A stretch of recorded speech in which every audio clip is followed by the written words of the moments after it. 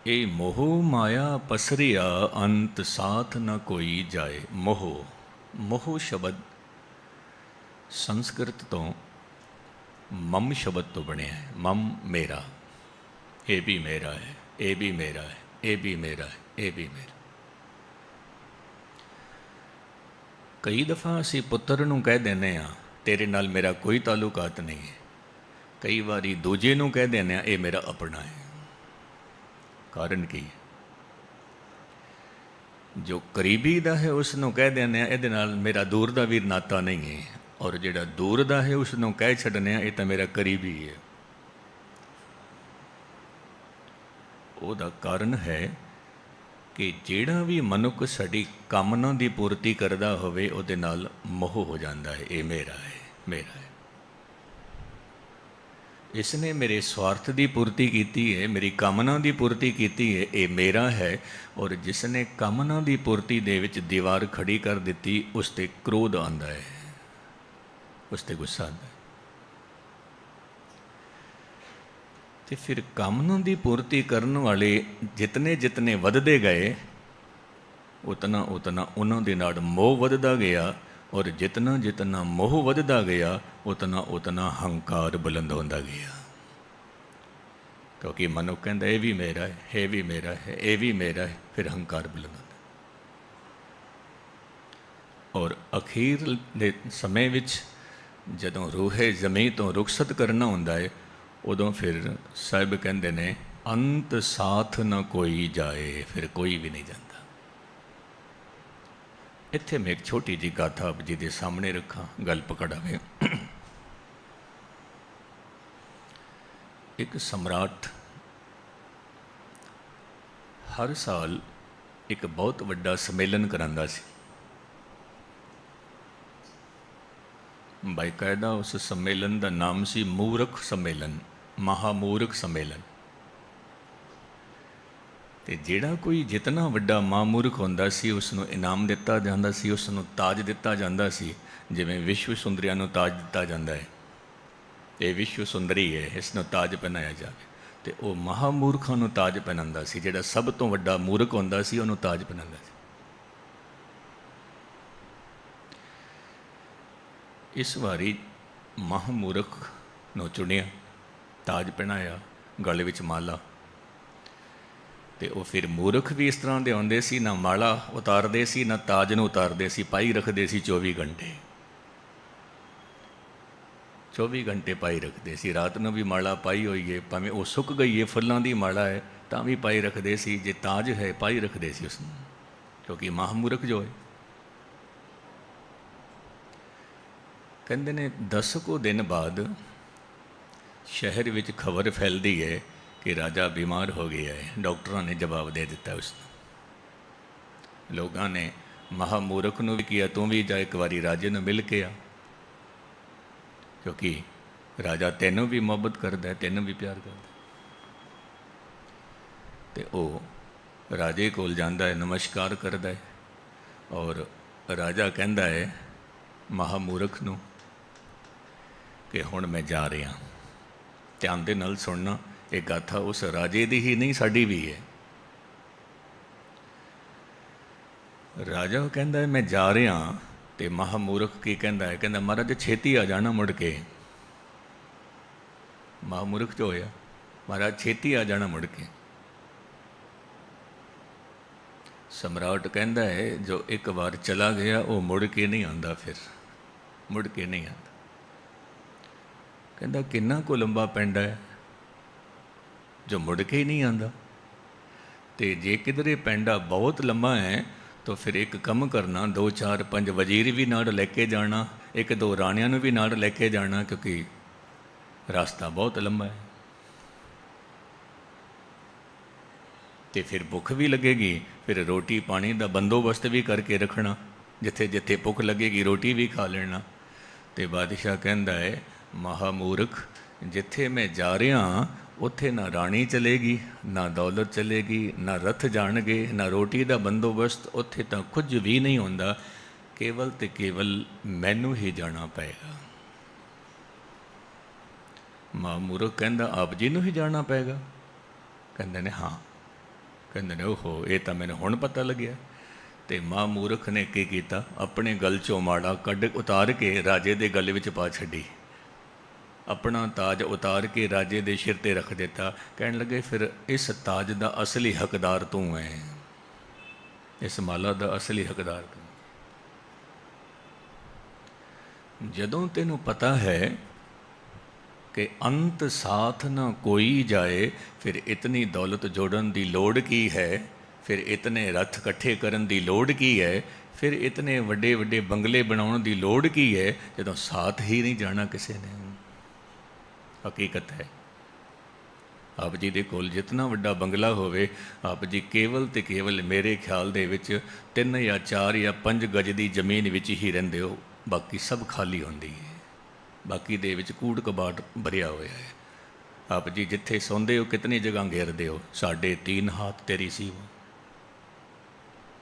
बाकी मनुख दावे करता है मेरे को 5000 गज का बंगला है, सौंदा केवल ते केवल 5 गज जमीन ते ही है, बैठदा केवल ते केवल 5 गज जमीन ते, जिथे भी चौकड़ा मार के बैठेगा 5 गज जमीन भी नहीं होएगी, लेकिन दावे करता है मेरे को 5000 किले ज़मीन है, मेरे को 10,000 किले ज़मीन है। आखिरी विच 3.5 हाथ तेरी सीमा। हकीकत है। तो साहिब कहते ने यह मोह माया पसरिया, अंत साथ न कोई जाए, मन कर हला मेरे साजना, हर खर्च लिया पत पाए। ऐ मेरे मित्र तो अपना खर्चा भी बन ले, आगे कहूँ कुछ तुलहा बांधो, तुलहा बांधो। अब जी सारे ही सियाने बैठे हो, तजर्बेकार बैठे हो, जिन्हों के कोल गौरमेंट जॉब है वो कहते हैं पेंशन आएगी मौज नाल खावांगे, जिन्हों के कोल सरकारी नौकरी नहीं है वो कहते हैं FD करा के रख दो, मौज नाल बैठ के खावांगे। चंगी गल है, चंगी गल। आप जी की जानकारी वास्ते मैं अज कर रहा, लता मंगेशकर जदों पूरी हुई सी उसने एक गल आखी सी कि हुण मैनूं अनुभव होया, भावें पता नहीं कितनी को FDयां सन ओदियां, कितनी को इंश्योरेंस अपनी कराई हुई सी, उसने कहा मैनूं एक गल समझ आई, कीमती तो कीमती कपड़े मेरे कोल पए ने, कीमती तो कीमती, लेकिन अज मैं वो कपड़े पाए हुए ने जो हॉस्पिटल विच पवांदे ने। कीमती तो कीमती कारां मेरे कोल हन, लेकिन अज मैं व्हील चेयर ते बैठी हुई हूँ। कीमती तो कीमती मेरे कोल बंगले ने, लेकिन मैं अज छोटे जे कमरे दे विच ही मैं लेटी हुई हाँ। कीमती तो कीमती होटलों दे विच मैं खाना खादा है, अज लिक्विड तो सिवाय दलिया तो सिवाय मैं कुछ भी नहीं खा रही, कुछ भी नहीं खा रही। हुण मैनूं समझ आई है कि ये जो दिखावा है ये सब कोरा दिखावा है, आखिर विच तां केवल ते केवल मनुख दे नाल परमात्मा दा नाम चलता है। हुण होर बोल ध्यान दे नाल सुनना। उसनूं एक पत्रकार ने सवाल किया सी, जे किधरे परमात्मा तेनों दोबारा भेज दवे तो आना पसंद करेंगी? तो उसने की जवाब दिता कि घट तो घट लता मंगेशकर दे रूप विच आना पसंद नहीं करांगी। जो दुख मैं देखे मैनू पता है, जो वेदना मैं देखी है मैनू पता है, जो पीड़ा मैं सही है मैनू पता है। फिर दूजी गल की आखी, एक हसरत ओदी जिहड़ी है वो कहंदी भावें मैनू गरीब घर विच जन्म देना, लेकिन हुण मैनू पुरुष दे रूप विच जन्म देना, इस्त्री दे रूप विच नहीं। भावें गरीब घर विच जन्म देना पर पुरुष दे रूप विच जन्म देना। मुकदी गल सब कुछ होने तो बाद भी मनुख कहता है कि मैं सुखी नहीं हाँ। नानक दुखिया सब संसार, सो सुखिया जिस नाम आधार। तो मैं अर्ज कर रहा सी कि दुनियावी तल ते आप जी ने बहुत कुछ इकट्ठा किया, लेकिन अपने वास्ते खर्चा जो है वो इकट्ठा किया कि नहीं किया, जो आप जी ने सफ़र करना है अखीर विच। ਹੁਣ ਅਖੀਰ ਵਿੱਚ ਸਫ਼ਰ ਜੋ ਹੈ ਉਹ ਕਿਧਰੇ 7ਵੇਂ ਆਕਾਸ਼ 'ਤੇ ਨਹੀਂ ਜਾਓਗੇ ਆਪ ਜੀ। ਬਸ ਇਸ ਪਾਸੇ ਸਰੀਰ ਛੱਡਣਾ ਹੈ, ਦੂਜੇ ਪਾਸੇ ਸਰੀਰ ਮਿਲਣਾ ਹੈ। ਜੇ ਮਨੁੱਖ ਦੇ ਕੋਲ ਖਰਚਾ ਹੈ ਫਿਰ ਚੰਗਾ ਸਰੀਰ ਮਿਲੇਗਾ।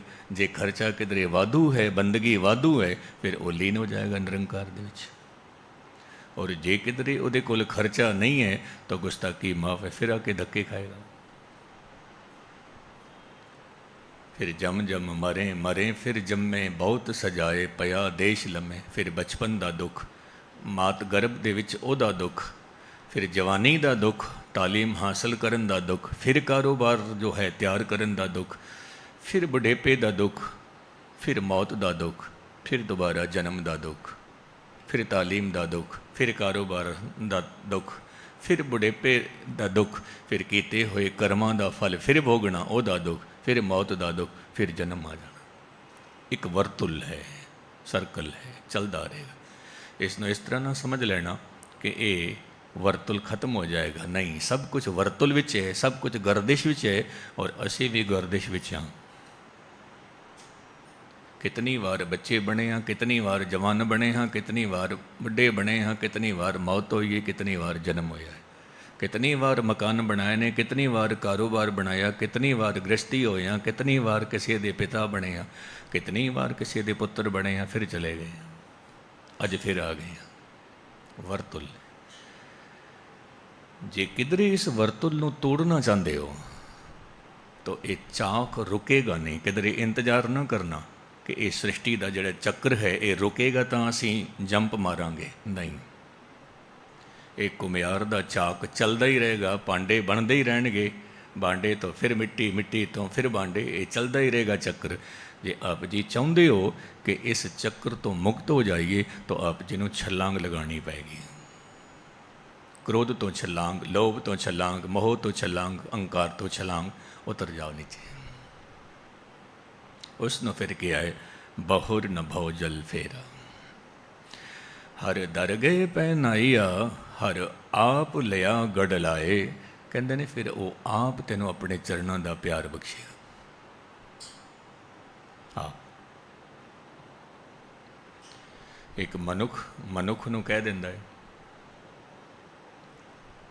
कि वो अपने तो वध खूबसूरत है, विद्वान है, कहता है कि मैं आप जी दे नाल फोटो खिंचाना चाहता। और दूजे पासे जे किधरे वो चल के कहे कि मैं तेरे नाल फोटो खिंचाना है, दोवां विच फर्क है। मैनू याद है ब्रम्पटन विच नानकसर गुरुद्वारे विच जदों मैं कथा करके उठिया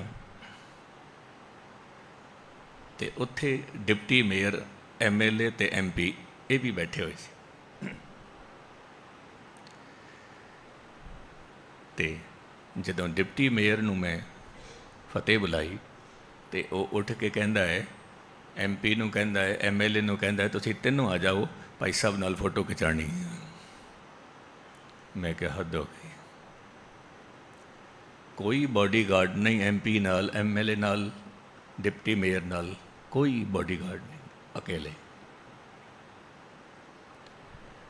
और जे किधरे असी हिंदुस्तान नूं वेखीए, एक MLA भी होएगा, कितनी फोर्स उहदे नाल होएगी, मेयर होएगा उहदे नाल कितनी फोर्स होएगी। किसका डर है? डर होंदा है केवल ते केवल अपने गुनाहां दा, अपने अवगुणां दा डर होंदा है। धन गुरु ग्रंथ साहिब महाराज कहते हैं, सो डरदा जो पाप कमावे धर्मी विगसेत। जिहड़ा धार्मिक है विगसेत, खुश होंदा है। इसमें भी क्या लुत्फ कि हम परमात्मा को खोजने जाएं, ऐसा भी कोई सूत्र है कि परमात्मा हमें खोजता चला है, हमें खोजता चला है। और ये उदाहरण आप जी के सामने कि जदों आप जी नूं खबर मिलती है कि फलाने घर दे विच एक ऐसी बच्ची बैठी है जो गुणवंती बच्ची है, सूझवान बच्ची है, आप खुद रिश्ता लेके जाते हो। नहीं तो कुछ बच्चियां ऐसिया होंदियां ने, रिश्ते आते हैं, टुटते हैं, बनते हैं, बिगड़ते हैं, टुटते हैं, बनते हैं, बिगड़ते हैं। और कोई बच्ची ऐसी होंदी है, हाले स्कूल चो निकल के कॉलेज गई है, रिश्ते आने शुरू हो जाते हैं, ये बच्ची सानू दे दो, बच्ची सानू दे दो। ਕਾਰਨ ਕੀ ਹੈ? ਕਿਉਂਕਿ ਉਹ ਬੱਚੀ ਗੁਣਵੰਤੀ ਹੈ। ਰਿਸ਼ਤੇ ਆ ਰਹੇ ਨੇ। ਜਦੋਂ ਆਪ ਜੀ ਵੀ ਗੁਣਵੰਤੀ ਹੋ ਗਏ ਤਾਂ परमात्मा ਦਾ ਰਿਸ਼ਤਾ ਆਪ ਚੱਲ ਕੇ ਆਏਗਾ। ਹਕੀਕਤ ਹੈ। ਮਨ ਕਰ ਹਲਾ, ਐ ਮੇਰੇ ਮਨ ਊਂਟ ਦੇ ਸੁਭਾਅ ਵਰਗਾ, ਜਿੱਥੇ ਵੀ ਤੂੰ ਖੜਾ ਹੁੰਦਾ ਹੈ ਉੱਥੇ ਪੂਰੇ ਦੇ ਪੂਰੇ ਸ਼ਾਖਾ ਨੂੰ ਤੂੰ ਤਬਾਹ ਕਰ ਛੱਡਦਾ ਹੈ। ਐ ਮਨ ਕਰ ਹਲਾ, ਗੁਰ ਮੰਨਿਆ ਗੁਰਮੁਖ ਕਾਰ ਕਮਾਏ। ਤੋ ਗੁਰੂ ਦੇ ਬੋਲ ਮੰਨ ਲੈ, ਕਬੂਲ ਕਰ ਲੈ, ਤੇ ਗੁਰਮੁਖ ਵਾਲੀ ਕਾਰ ਕਮਾ। ਗੁਰਮੁਖ ਗੁਰੂ ਦੇ ਮੁਖਾਰਬਿੰਦ ਬੋਲ ਸੁਣ ਕੇ ਉਹਨੂੰ ਜੀਵਨ ਦੇ ਵਿੱਚ ਵਸਾ ਫਿਰ। ਜੀਵਨ ਵਿੱਚ ਵਸਾਉਣ ਵਾਸਤੇ ਤੂੰ ਇੱਕ ਕੰਮ ਹੋਰ ਵੀ ਕਰ। ਗੁਰ ਆਗੇ ਕਰ ਜੋਦੜੀ। ਕਿਉਂਕਿ ਇਹ ਇੱਕੋ ਇੱਕ ਅਸਥਾਨ ਐਸਾ ਹੈ ਕਿ ਕਰ ਮਿਹਨਤ ਕਰ ਜੋਦੜੀ, ਮੈਂ ਪ੍ਰਭ ਮਿਲਣੇ ਕਾ ਚਾਹੂੰ। ਕਿਉਂਕਿ ਇੱਕ ਦੋ ਗੱਲਾਂ ਇੱਥੇ ਥੋੜ੍ਹਾ ਜਿਹਾ ਸਮਝ ਲੈਣਾ। ਜੀਵਨ ਵਿੱਚ ਜੇ ਪਿਆਸ ਨਹੀਂ ਹੈ, ਕਿਉਂਕਿ ਸਭ ਤੋਂ ਪਹਿਲਾ ਪੜਾਵ ਹੈ ਪਿਆਸ। ਹੁਣ ਇਹ ਪਿਆਸ ਪੈਦਾ ਹੋ ਜਾਵੇ, ਉਹਦੇ ਲਈ ਕੀਰਤਨ ਸੁਣਨਾ ਪੈਂਦਾ ਹੈ, ਕਥਾ ਸੁਣਨੀ ਪੈਂਦੀ ਹੈ। ਲੇਕਿਨ ਕਈ ਵਾਰ ਇੱਥੇ ਸਾਡੇ ਤੋਂ ਚੂਕ ਹੋ ਜਾਂਦੀ ਹੈ। ਚੂਕ ਹੋ ਜਾਂਦੀ। ਰੋਜ਼ ਕੀਰਤਨ ਸੁਣਦੇ ਰਹੇ, ਰੋਜ਼ ਕਥਾ ਸੁਣਦੇ ਰਹੇ, ਪਿਆਸ ਤੋਂ ਲੱਗਣੀ ਚਾਹੀਦੀ ਸੀ ਧਰਮ ਦੀ, ਲੇਕਿਨ ਧਨ ਦੀ ਪਿਆਸ ਵੱਧ ਗਈ। ਪਿਆਸ ਤੋਂ ਲੱਗਣੀ ਚਾਹੀਦੀ ਸੀ ਪਰਮਾਤਮਾ ਦੀ, ਪਰ ਪਦਾਰਥਾਂ ਦੀ ਲੱਗ ਗਈ। ਪਿਆਸ ਤਾਂ ਲੱਗਣੀ ਚਾਹੀਦੀ ਸੀ ਕਿ ਮੇਰੇ ਦਿਲ ਵਿੱਚ ਮੰਦਰ ਬਣ ਜਾਵੇ, ਪਰ ਪਿਆਸ ਵੱਧ ਗਈ ਮਕਾਨਾਂ ਦੀ। ਮਕਾਨ ਹੋਰ ਹੋ ਜਾਵੇ, ਮਕਾਨ ਹੋਰ ਹੋ ਜਾਵੇ। ਹਰੀਨਗਰ ਦੇ ਵਿੱਚ ਕੋਈ ਰਾੜਾ ਵੱਡੇ ਸੰਤ ਆਉਂਦੇ ਸੀ, ਤੇ ਇੱਕ ਪ੍ਰੇਮੀ ਮੈਨੂੰ ਗੱਲ ਸੁਣਾ ਰਿਹਾ ਸੀ। ਕਹਿਣ ਲੱਗੇ, ਗਿਆਨੀ ਜੀ, ਮਹਾਂਪੁਰਸ਼ਾਂ ਨੂੰ ਮੈਂ ਬੇਨਤੀ ਕੀਤੀ ਤੁਸੀਂ ਸਾਡੇ ਘਰ ਚਲੋ, ਤੇ ਉਹ ਪਿਆਰ ਨੂੰ ਵੇਖ ਕੇ, ਸਿਦਕ ਨੂੰ ਵੇਖ ਕੇ ਆ ਗਏ। ਤੇ ਉਹਨਾਂ ਨੂੰ ਮੈਂ ਲੰਗਰ ਛਕਾਇਆ, ਤੇ ਮੈਂ ਅਰਜ਼ ਕੀਤੀ, ਬਾਬਾ ਜੀ ਕਾਰੋਬਾਰ ਜੋ ਹੈ ਉਹ ਠੀਕ ਨਹੀਂ ਚੱਲਦਾ, ਇਤਨੀ ਰਹਿਮਤ ਕਰ, ਅਰਦਾਸ ਕਰੋ, ਕਿਰਪਾ ਕਰੋ ਕਿ ਕਾਰੋਬਾਰ ਠੀਕ ਚੱਲ ਪਵੇ। ਉਹ ਆਪ ਆਪਣੀ ਹੱਡ ਬੀਤੀ ਸੁਣਾ ਰਿਹਾ ਸੀ। ਫਿਰ ਉਹਦੇ ਨਾਲ ਇੱਕ ਬਹੁਤ ਵੱਡਾ ਹਾਦਸਾ ਵੀ ਹੋ ਗਿਆ। ਮਾਲਕ ਦੀ ਖੇਡ, ਕੋਈ ਇਸ ਨੂੰ ਰੋਕ ਵੀ ਨਹੀਂ ਸਕਦਾ। ਦੂਜੀ ਵਾਰ ਜਦੋਂ ਮਹਾਂਪੁਰਸ਼ ਆਏ, ਫਿਰ ਉਹਨਾਂ ਨੂੰ ਘਰ ਲੈ ਕੇ ਆਏ, ਫਿਰ ਲੰਗਰ ਛਕਾਇਆ। ਕਹਿਣ ਲੱਗੇ, ਮਹਾਰਾਜ ਕਾਰੋਬਾਰ ਚੱਲ ਪਿਆ ਹੈ, ਅਰਦਾਸ ਕਰੋ ਮੇਰਾ ਮਕਾਨ ਵੀ ਬਣ ਜਾਏ। ਮਹਾਂਪੁਰਸ਼ਾਂ ਨੇ ਅਰਦਾਸ ਕੀਤੀ, ਚੰਗਾ ਭਾਈ, ਤੈਨੂੰ ਗੁਰੂ ਮਕਾਨ ਵੀ ਬਖਸ਼ੇ, ਰਹਿਣ ਵਾਸਤੇ ਮਕਾਨ ਚਾਹੀਦਾ ਹੈ। ਕਹਿੰਦੇ ਨੇ ਜਦੋਂ ਫਿਰ ਤੀਜੀ ਸਾਲ ਆਏ ਨੇ, ਤੀਜੇ ਸਾਲ ਫਿਰ ਮੈਂ ਲੈ ਕੇ ਆਇਆ, ਕਿਉਂਕਿ ਮੇਰਾ ਘਰ ਵੀ ਬਣ ਗਿਆ ਅਤੇ ਮੇਰਾ ਕਾਰੋਬਾਰ ਵੀ ਠੀਕ ਚੱਲ ਪਿਆ। ਅਤੇ ਫਿਰ ਮੈਂ ਤੀਜੀ ਵਾਰੀ ਅਰਦਾਸ ਕਰਾਈ, ਮਹਾਰਾਜ ਕਿਰਪਾ ਕਰੋ, ਤਮੰਨਾ ਹੈ ਕੀਮਤੀ ਕਾਰ ਲਵਾਂ। ਕਹਿਣ ਲੱਗੇ ਚੰਗਾ। ਅਰਦਾਸ ਕੀਤੀ ਅਤੇ ਮੈਂ ਕਿਹਾ ਫਿਰ ਕੀ ਹੋਇਆ? ਕਹਿਣ ਲੱਗੇ ਚੌਥੀ ਸਾਲ ਮਹਾਂਪੁਰਸ਼ ਆਏ ਨਹੀਂ ਮੇਰੇ ਘਰ, ਨਹੀਂ ਆਏ। 3 ਵਾਰੀ ਆਏ, ਚੌਥੀ ਵਾਰ ਨਹੀਂ ਆਏ। ਕਹਿੰਦੇ ਨੇ ਫਿਰ ਕੀ ਹੋਇਆ? ਮੇਰੇ ਘਰ ਦਾ ਜਿਹੜਾ ਮਾਹੌਲ ਸੀ ਉਹ ਵਿਗੜਦਾ ਗਿਆ, ਘਰ ਵਿੱਚ ਸ਼ਾਂਤੀ ਭੰਗ ਹੋ ਗਈ। ਮੇਰਾ ਮੁਖੜਾ ਕਿਸੇ ਪਾਸੇ, ਪਤਨੀ ਦਾ ਮੁਖੜਾ ਕਿਸੇ ਪਾਸੇ, ਇੱਕੋ ਪੁੱਤਰ, ਔਰ ਉਸ ਪੁੱਤਰ ਨੇ ਚੰਗੀ ਤਾਲੀਮ ਹਾਸਲ ਕੀਤੀ, ਬਹੁਤ ਚੰਗੀ। ਲੇਕਿਨ ਹੋਇਆ ਕਿ ਅਕਸਰ ਉਹ ਦੇਖਦਾ ਸੀ ਪਿਤਾ ਨੂੰ ਕਿ ਮਾਂ ਦੇ ਨਾਲ ਵਿਵਹਾਰ ਕਿਸ ਤਰ੍ਹਾਂ ਦਾ ਹੈ, ਮਾਂ ਨੂੰ ਦੇਖਦਾ ਸੀ ਬਾਪੂ ਦੇ ਪ੍ਰਤੀ ਵਿਵਹਾਰ ਕੈਸਾ ਹੈ। ਸਾਰੇ ਦਿਨ ਹੀ ਉਹ ਬੱਚਾ ਟੈਨਸ਼ਨ ਵਿੱਚ ਰਹਿੰਦਾ ਸੀ, ਸਾਰੇ ਦਿਨ। ਔਰ ਇਸ ਤਰ੍ਹਾਂ ਉਹ ਬੱਚਾ ਉਦਾਸ ਹੋ ਗਿਆ, ਡਿਪਰੈਸ਼ਨ ਵਿੱਚ ਆ ਗਿਆ ਬੱਚਾ। ਇਹ ਹਰੀਨਗਰ ਦੀ ਗੱਲ ਹੈ। ਅਤੇ ਉਸ ਨੂੰ ਜਦੋਂ ਜੋਬ ਮਿਲੀ, ਇੰਜੀਨੀਅਰ ਬਣ ਗਿਆ, ਟੌਪ ਦੀ ਜੋਬ ਮਿਲੀ ਟੌਪ ਦੀ ਕੰਪਨੀ ਦੇ ਵਿੱਚ, ਅਤੇ ਉਸਨੇ ਕੀ ਕੀਤਾ, ਜਿਤਨੀ ਵੀ ਸੈਲਰੀ ਆਉਂਦੀ ਸੀ ਸਾਰੀ ਦੀ ਸਾਰੀ ਸੈਲਰੀ ਪਹੁੰਚਾ ਦਿੰਦੇ ਸੀ ਆਪ ਜੀ ਜੋ ਹਿਮਾਚਲ ਵਿੱਚ ਵਿਦਿਆਲੇ ਬਣੇ ਹੋਏ ਨੇ, ਉੱਥੇ ਪਹੁੰਚਾ ਦਿੰਦੇ ਸੀ। ਸੰਤ ਅਤਰ ਸਿੰਘ ਦੇ ਬਣਾਏ ਹੋਏ ਉੱਥੇ ਭੇਜ ਦਿੰਦੇ ਸੀ। ਅਤੇ ਜਿਤਨੀ ਸੈਲਰੀ ਮਿਲੀ ਹੈ ਉਸਨੇ ਚੈੱਕ ਕੱਟ ਕੇ ਉਹਨਾਂ ਨੂੰ ਦਿੱਤੇ ਨੇ।